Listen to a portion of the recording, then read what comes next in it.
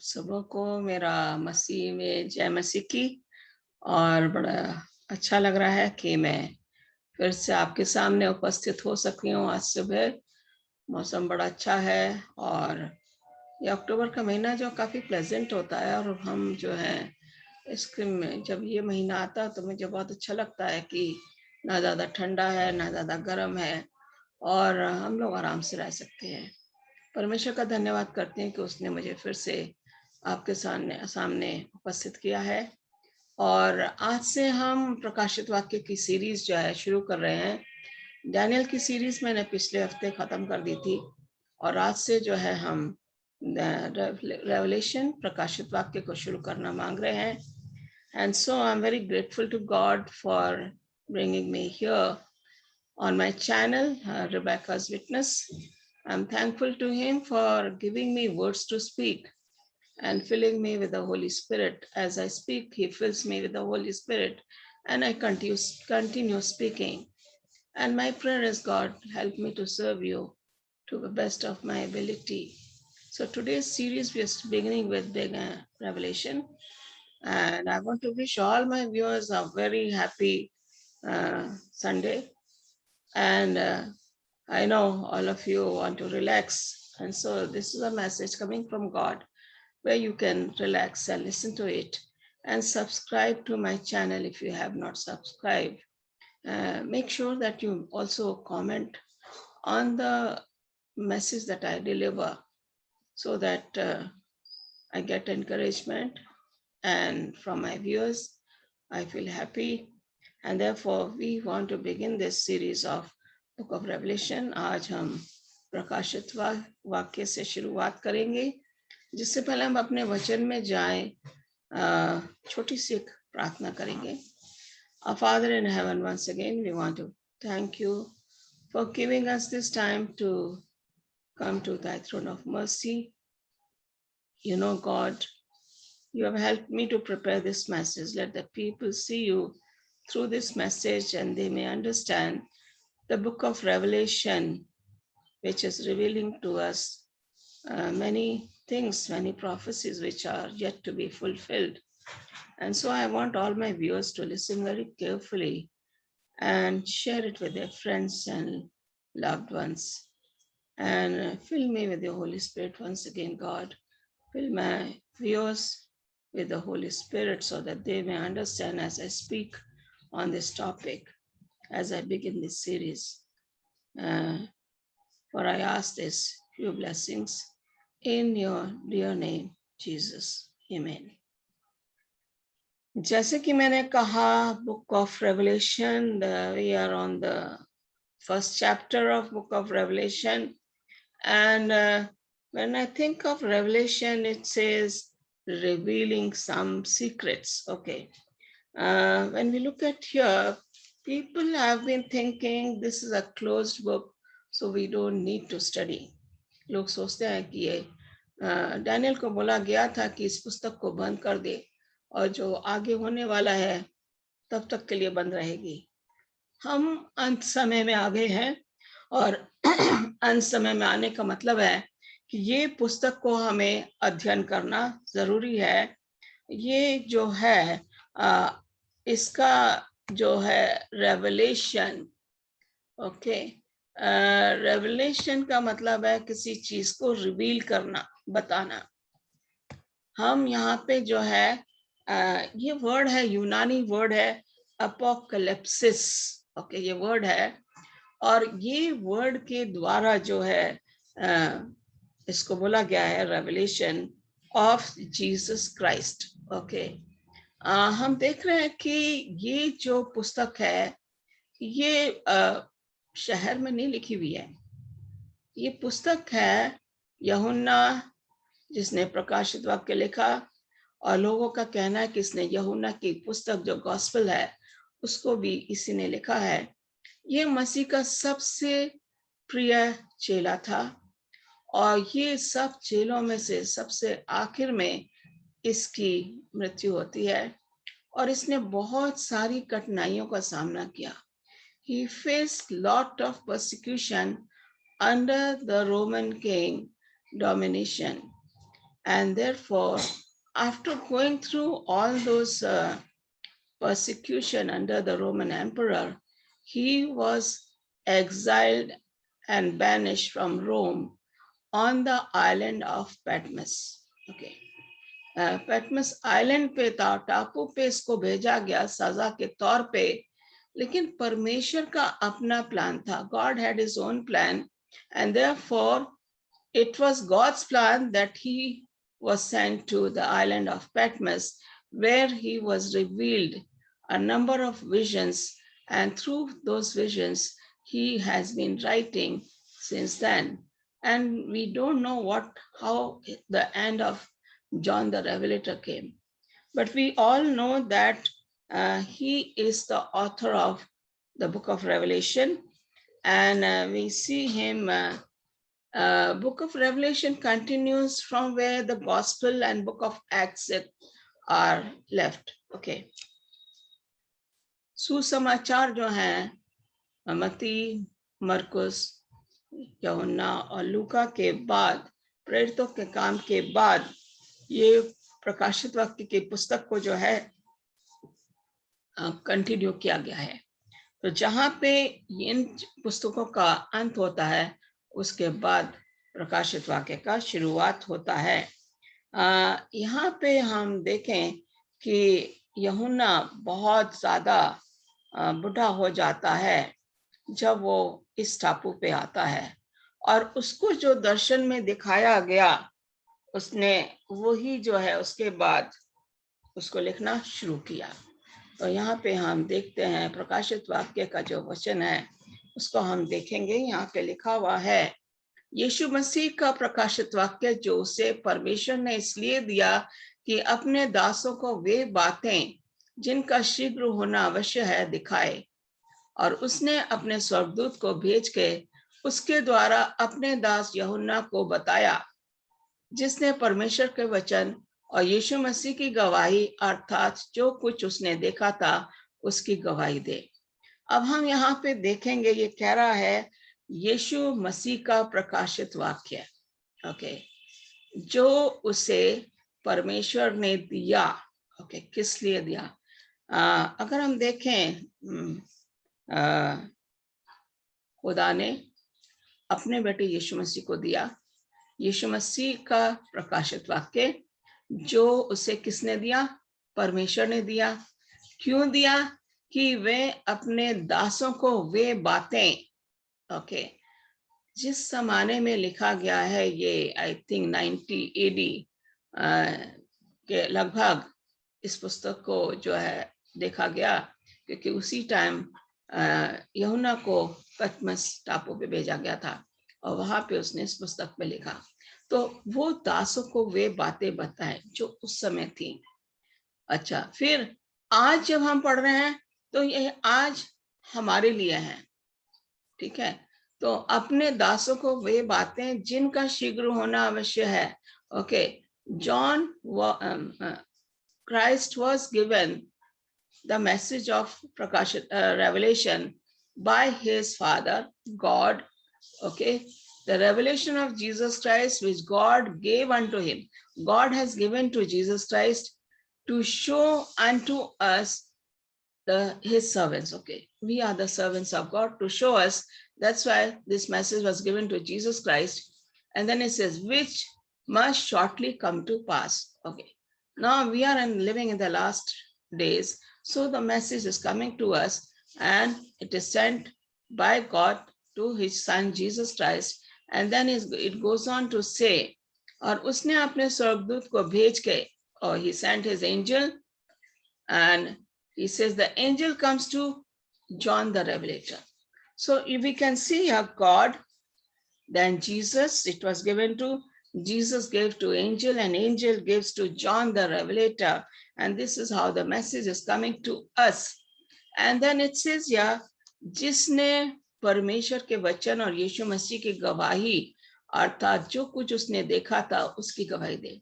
Now, John the Revelator was shown all the visions, and then after seeing the vision, John was guided to write what he had seen.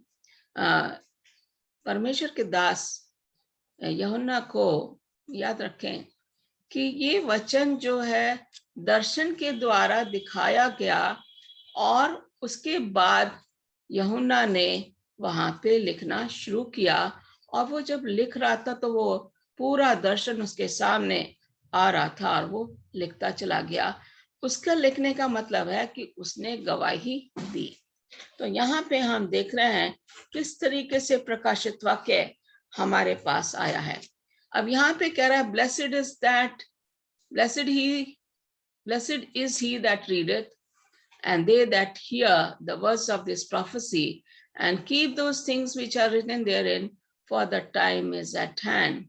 Okay, कह रहा blessed is the one who reads, जो पढ़ता है वो धन्य है, उसको बरकत मिलेगी, आशीष मिलेगी। कौन? जो पढ़ेगा। The one who is reading will be getting the blessing. I'm sure all of us want to get a blessings from God. So here it says, blessed is the one who readeth.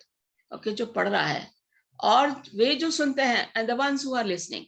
Okay, it applies to you, it applies to me.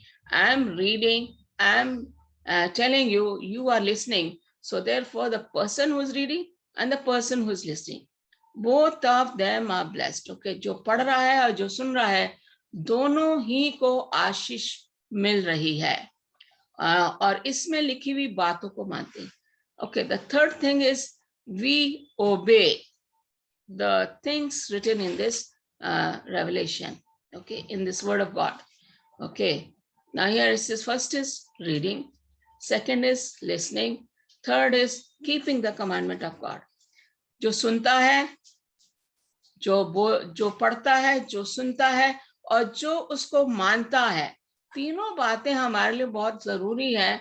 क्यों? क्योंकि समय निकट आ गया है। The time is hand. The time is very near. So let's keep in mind that this book is for you and for me. When we look at it, was written by John the Revelator for the people of those times. Now it is written for the past, it is written for the present, and it is written for the future. So here it is covering the three tenses, past, present, and future. पुराने लोग जो थे उन्होंने इसको पढ़ा, उन्होंने सुना, उन्होंने इस पे अमल किया। आज जो है हम पढ़ रहे हैं, हम सुन रहे हैं, हम इस पे अमल कर रहे हैं। क्यों? क्योंकि हम अंत समय में आ गए हैं, जिसके लिए ये भविष्यवाणी हो रही है। अब हम यहाँ देखेंगे कि ये जो है 7 कलीसियाओं के बारे में बताया गया है। यहाँ पे अगर देखा जाए 7 कलीसियाओं का जिक्र किया गया है और ये बता रहा है कि 7 जो है वो एक कंप्लीट नंबर है। ओके, यहाँ पे बताया गया है 11वीं आयत में, जो कुछ तू देखता है उसे पुस्तक में लिखकर 7 कलीसियाओं के पास भेज दे, अर्थात इफिसुस, स्मरना, पेर्गमन, थुआतीरा, सार्दिस, फिलडेल्फिया और लौदीकिया। यहाँ पे मैंने मैप में आपको ये दिखाया है कि यहाँ से अगर देखा जाए, पहली कलीसिया जो है यहाँ पे इफिसुस है, और यहाँ पे जो है ये एशिया माइनर, ओके, आसिया लिखा हुआ है, एशिया माइनर जो कलीसिया है उसमें ये सबसे पहला नंबर आता है। फिर हम यहाँ पे देख रहे हैं दूसरे नंबर पे स्मरना है। ओके, पहला नंबर जो है इफिसस, लवलेस चर्च, मतलब कोई प्यार नहीं है इस कलीसिया में और लोगों के बीच में। दूसरा चर्च है स्मरना, इसका मतलब है सताया हुआ चर्च, कलीसिया। तीसरा है परगमन, ये कह रहा है कॉम्प्रोमाइजिंग चर्च, समझौता करने वाला चर्च। चौथा नंबर है थयाटीरा, उसका मतलब है जो करप्ट चर्च है, जिसमें गड़बड़ी हो गई है या गलतियां की हैं या परमेश्वर से दूर हो गए हैं। पांचवा चर्च है सार्दिस, जिसको कहा गया डेड चर्च, जो बिल्कुल खत्म हो गया है। छठा चर्च में हम जाएंगे तो फिलाडेल्फिया, इसको बोला गया ये फेथफुल चर्च है। और 7वां चर्च जो है वो लादूसिया, जिसका मतलब है लूकवार्म, सर्द गर्म चर्च है। ये सातों कलीसियां जो है ये जाहिर करती हैं उस समय एशिया माइनर, यहाँ पे एशिया ये कॉन्टिनेंट है, लेकिन ये पूरे दुनिया के जितने भी चर्चेस हैं उनको जाहिर करते हैं। और यहाँ पे जो है इन्होंने एशिया माइनर के चर्चेस हैं, लेकिन उससे भी अलग और भी चर्चेस थे दूसरे जगह पे भी, लेकिन ये जाहिर करता है 7। 7 का मतलब है कंप्लीट नंबर। और यहाँ पे अगर देखा जाए परमेश्वर ने इस दुनिया की सृष्टि 6 दिन में करी और 7वें दिन उसने रेस्ट किया। 7वां दिन कंप्लीट हो गया उसकी सृष्टि। फिर हम देखते हैं कि यीशु मसीह ने कहा 70 गुना 7 टाइम, मतलब अंत तक उसको माफ करते चले जाओ। और ये कह रहा है नबूकदनेस्सर को जो है 7 साल की सजा मिली थी।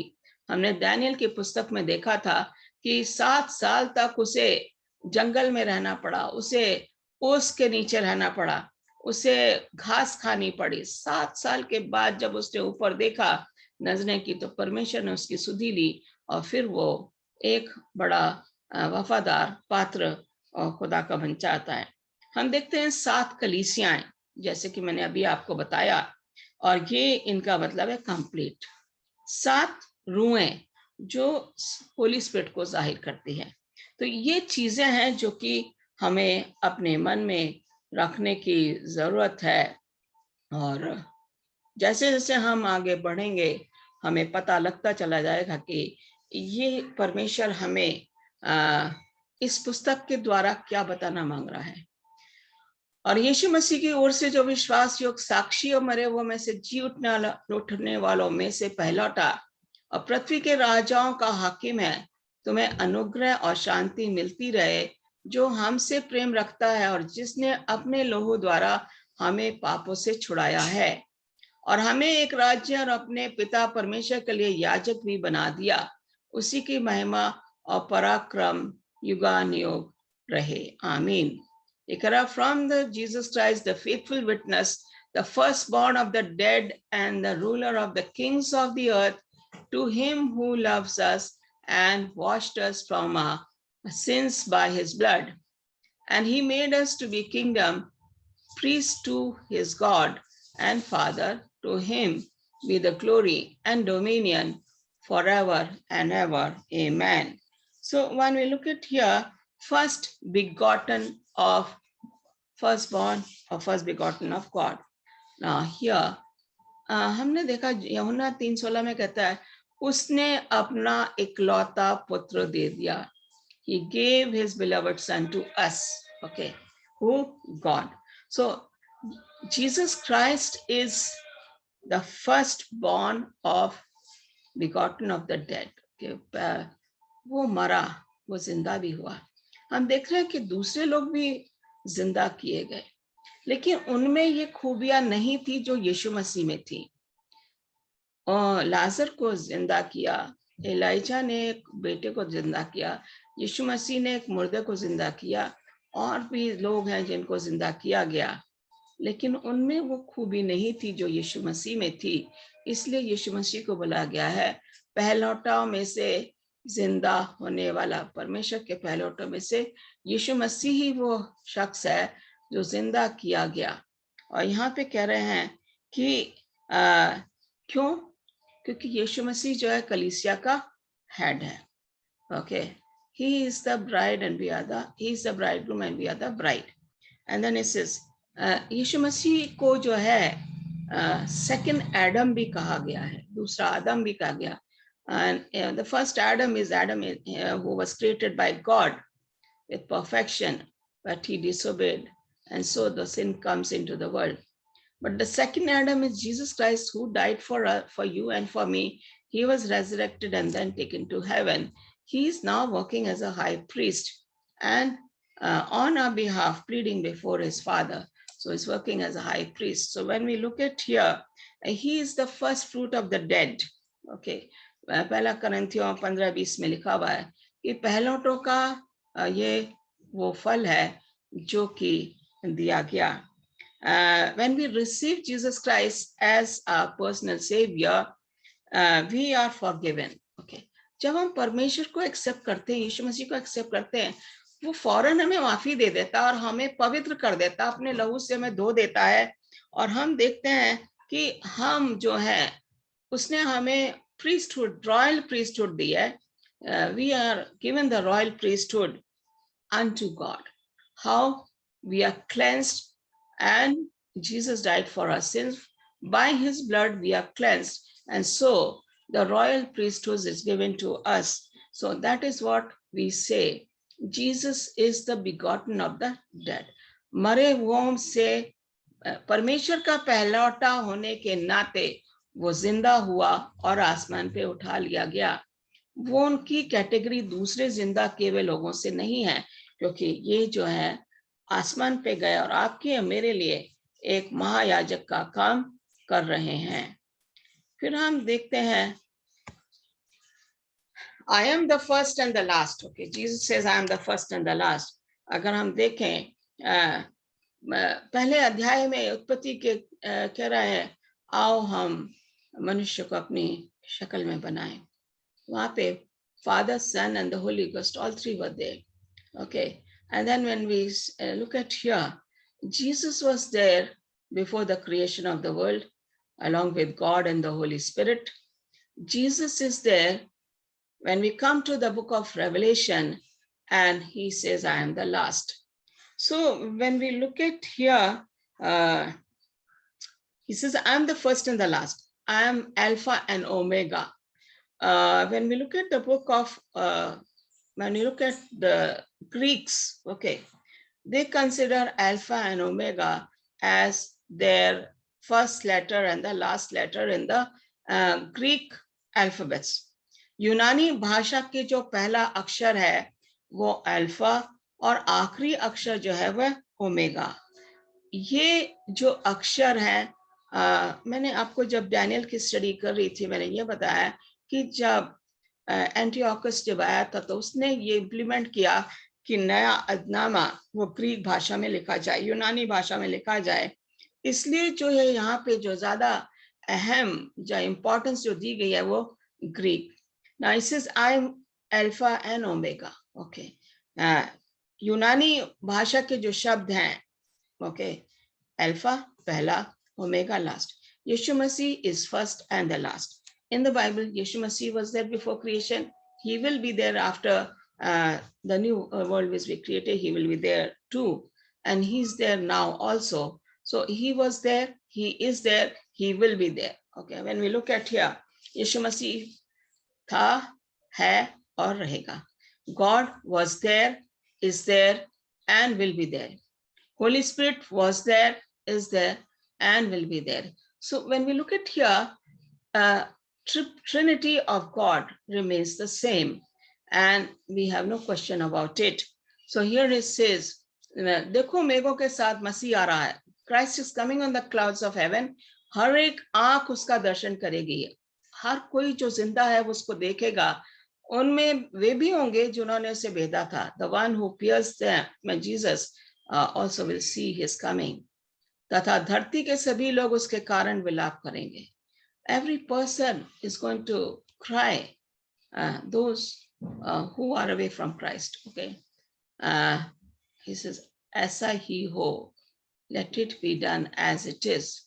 प्रभु परमेश्वर वह है जो था. I said he was, he is going to come, and he is coming. Okay. He is almighty, very powerful, and he says, I am Alpha and Omega. So this is what we see when we look at the book of Revelation. Now, when we look at here, you see a picture of John the Revelator. मैं यूहन्ना जो तुम्हारा भाई और यीशु के क्लेश और राज्य और धीरज में तुम्हारा सहभागी हूँ. परमेश्वर के वचन और यीशु की गवाही के कारण पतमस नाम टापू में था कि मैं प्रभु के दिन आत्मा में आ गया और अपने पीछे तुर ही का सा बड़ा शब्द ये कहते सुना. Okay. Now he is saying, John the Revelator, he's saying, I am your brother, and I have gone through the persecution, the afflictions given to me, like all the other uh, brothers and sisters of Jesus Christ. Okay, the people of God. I have gone through like them. I have gone through afflictions. मैं उस क्लेश से, उस परेशानी से मैं गुजर के निकल के आया हूँ, और कह रहा है, और राज्य और धीरज में तुम्हारा सहभागी हूँ. If you are going to be the kingdom of heaven, I will also be a partner with you. And he says, परमेश्वर के वचन और यीशु की गवाही के कारण, he has the word of God and he wants to witness for God. Where? On the island Patmos. So he is giving his testimony from the island of Patmos. Now, before coming to the island of Patmos, I told you Roman Emperor Domitian was after him. He wanted to kill him somehow. So what happened when he was called to Rome, and John very well knew that that is going to be his end of his life. And so here they have a big pot, okay, they put it on the fire, they put the hot oil there, and it was boiling. And as that pot was boiling, the oil was boiling in that, they plunged John the Revelator into that. As he was put there, he was still speaking. They did not want him to speak about Jesus Christ. यीशु मसीह के बारे में वो नहीं चाह रहे थे ये बोले. जब इसको वो कढ़ाव में, जिसमें कि तेल जो था उबल रहा था, उसमें इसको डाल दिया, ये वहां भी कढ़ाव में भी जाके वहां भी बोल रहा है. वो लोग परेशान हो गए कि इसको क्या करे.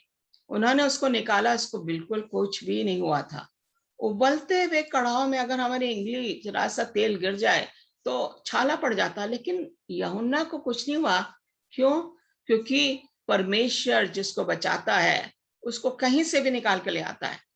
और फिर इन्होंने सोचा कि इसको कैसे यहाँ से हटाया जाए, क्योंकि ये तो कढ़ाव में डाला तो वहां से भी इसे कुछ नहीं हो, या बच के आ गया, और वो समझ गए कि परमेश्वर इसके साथ है. उन्होंने कहा अब इसको यहाँ से, रोम से, पटमस टापू में, एगियन सी है, समुद्र है, उसके पास ये टापू है, वहां पे लोगों को जो है सजा के तौर पे वहां भेजा जाता था. और भी आसपास के आइलैंड हैं, टापू हैं, जहाँ पे सजा याफ्ता लोग जो हैं उनको वहां पे छोड़ दिया जाता था टापू पे, क्योंकि टापू पे कुछ भी नहीं है, आप वहां से निकल नहीं सकते, वहां पे आपको खाने के लिए भी कुछ नहीं मिलेगा. जंगल के जंगल हैं, जो भी घास है जो भी है, आप उसी से गुजारा करना है. पानी भी आपको नहीं मिलेगा, समुद्र का पानी होगा. तो उन्होंने सोचा यहाँ पे इसको भेजेंगे तो ये अपने आप खत्म हो जाएगा, ये इसका एंड होगा. ये सोच के जो है डोमिनिशियन ने यूहन्ना को पटमस टापू पे भेजा. और यहाँ पे जो है परमेश्वर का जो प्लान था, योजना थी, उसके द्वारा ये यहाँ पे आया और उसने दर्शन देना शुरू किया और लिखना शुरू किया. ये कह रहा है कि मैं प्रभु के दिन आत्मा में आ गया. I came on the day of the Lord. I was taken in the spirit. And it says, day of the Lord is Sabbath, a very precious, special day for us. We Adventists, we say Sabbath, happy Sabbath we call. That is a great day for us. That's a special day because we know God is with us, God is blessing us. And so we find ourselves very happy. And we feel something new has come when Sabbath comes to us. And we are so relaxed. We don't think about our daily chores of work. हम रोज के काम के बारे में नहीं सोचते.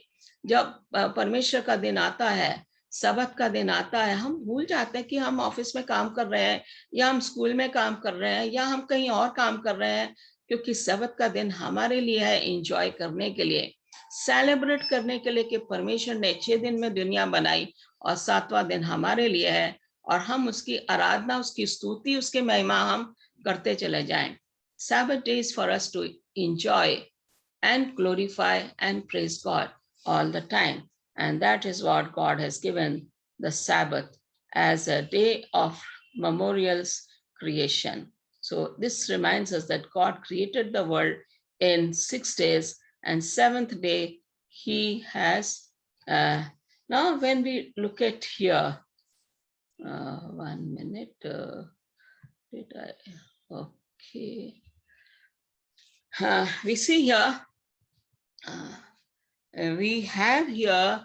I've given you another chart of the description of the 7 churches, starting with Ephesus here, and Smyrna, Pergamon, Thyatira, Sardis, Philadelphia, Laodicea.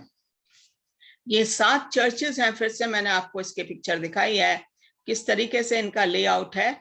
Ephesus, Smyrna, Pergamum, Thyatira, Sardis, Philadelphia, Laodicea. और यहाँ पे कह रहा है 11वीं आयत में कि जो कुछ तू देखता उसे पुस्तक में लिख कर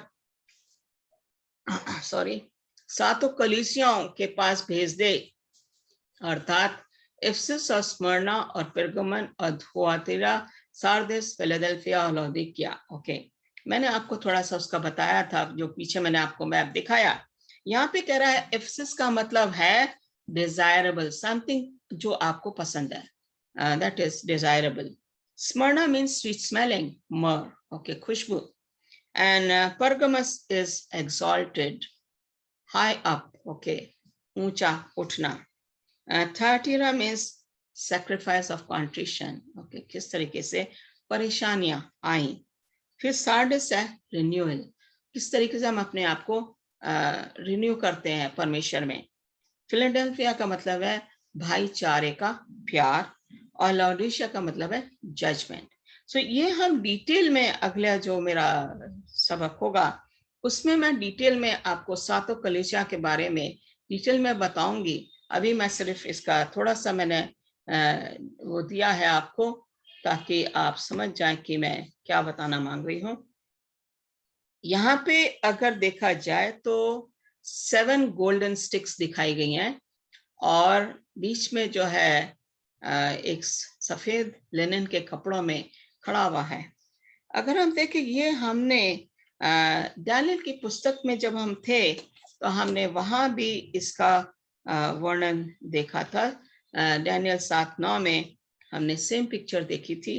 दानियेल 8वें अध्याय में भी हमने सेम चीज देखी थी.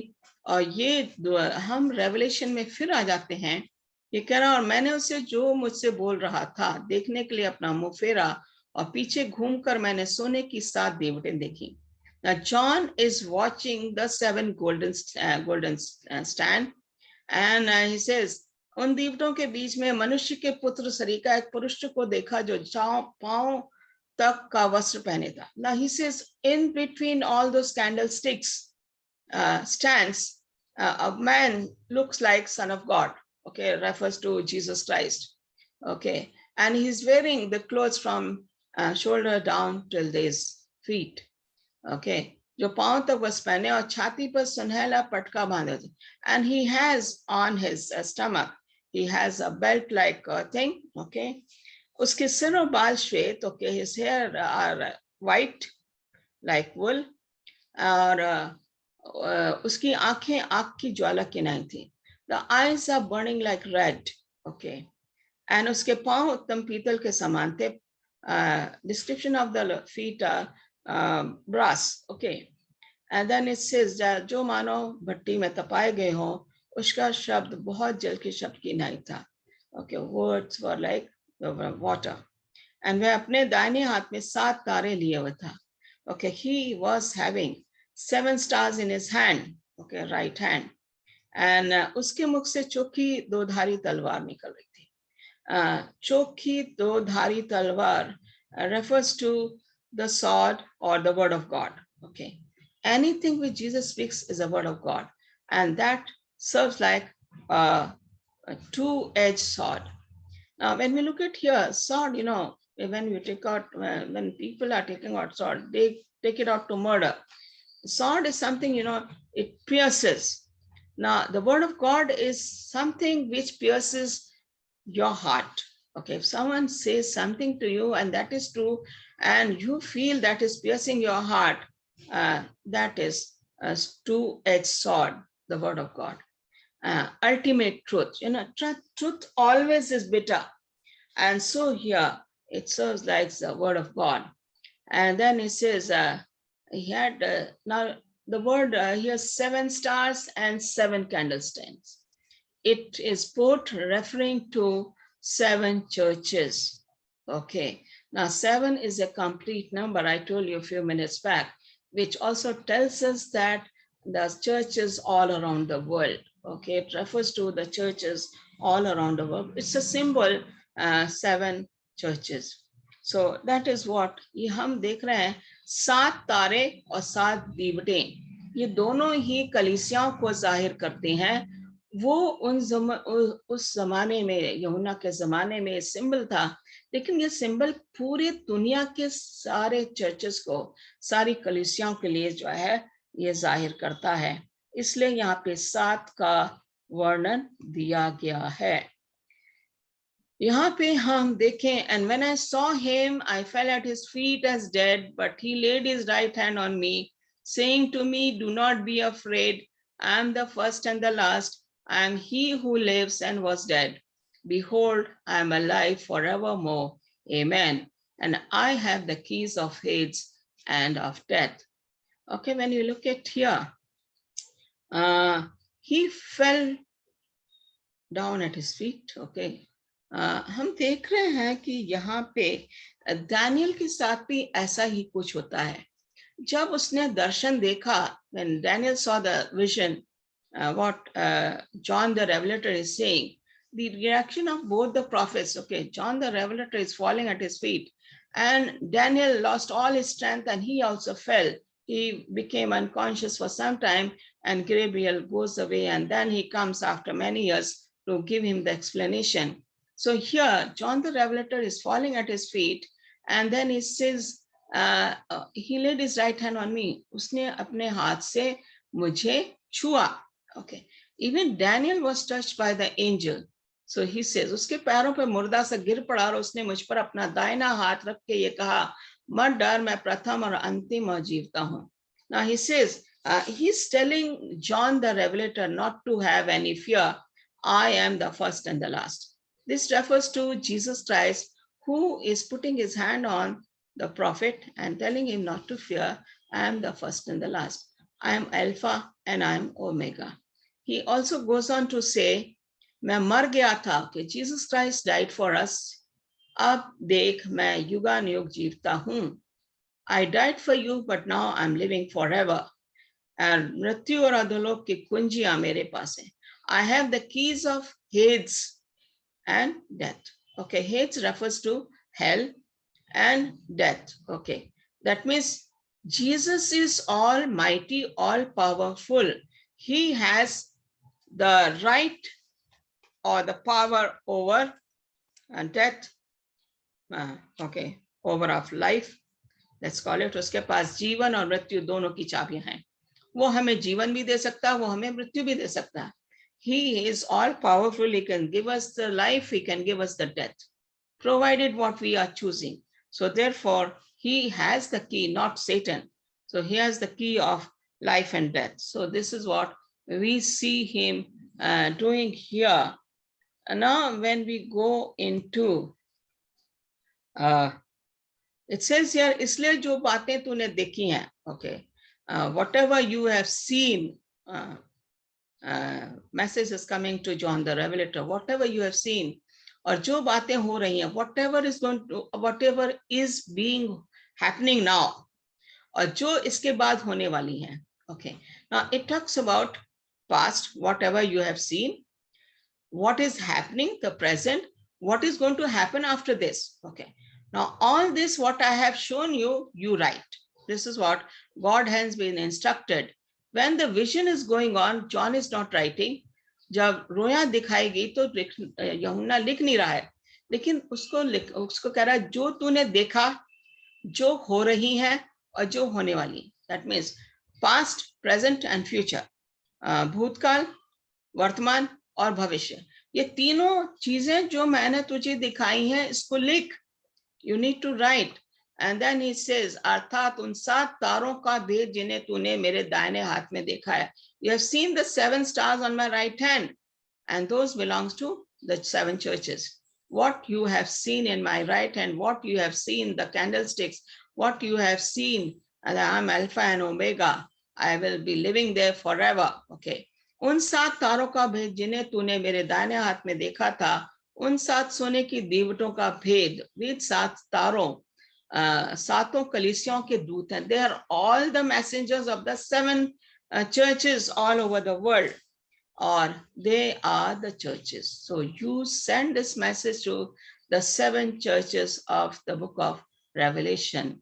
So we are going to end here our topic for today, chapter 1, and we will be moving on to the 7 churches. This is going to be our next topic. 7 कलीसियाएं जिनको हम अगले अध्याय में, दूसरे और तीसरे अध्याय में हम वो 7 कलीसियाओं के बारे में सीखेंगे. परमेश्वर आपको आशीष दे और आप इसको सुनिए, लोगों तक पहुंचाइए, इसको सब्सक्राइब कीजिए मेरे चैनल को, और कमेंट भी कीजिए. अगर कोई क्वेश्चन है, you can send me on my YouTube channel or on my WhatsApp, and then I'll be happy to answer you. God bless you as we wait for our next topic, 7 churches. Let's pray before we close. Our Father in heaven, once again, we want to thank you that you've been very kind and gracious to us. You have brought us here with your message, God. I am nothing without you. When you fill me with your Holy Spirit, I speak the words you give me, I speak, God. And I want to thank you for all that you do for me and my viewers. Touch the heart of all the people who are going to listen to this message and spread it to different people, so that your message goes out and many people will be saved for your eternal kingdom. This is my prayer for today. For we ask these few blessings in Jesus' name. Amen. Amen. God bless you.